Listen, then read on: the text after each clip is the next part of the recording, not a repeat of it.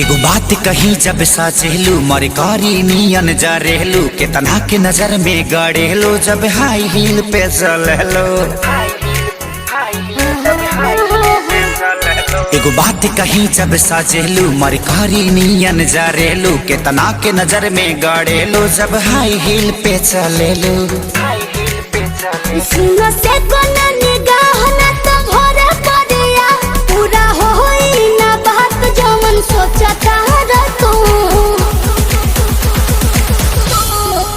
के घुंघरू बांधे मेरा नाचे थे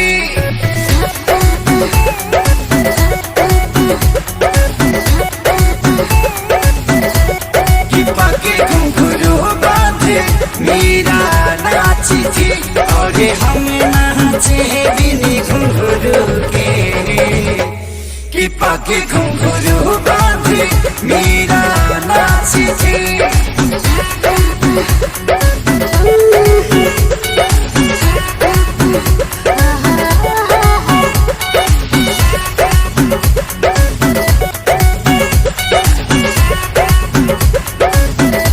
मेरे खर्चे ना तुझसे चलेंगे ना मेरे नखरे को तू झेल पाएगा।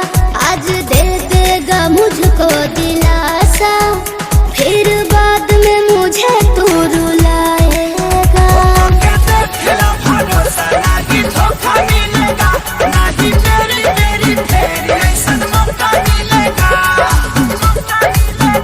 जोनी बोना ये डबांस ना मिलेगा कोई चांस झूठे फेरा में हमरा पड़ल बाहर तू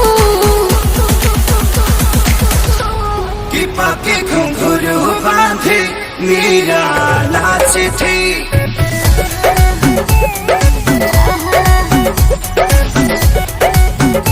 कि पाके घुंघरू बांधे मेरा नाची थी और हम नाचे बिनी घुंघरू के कि पाके घुंघरू बांधे मेरा नाची थी।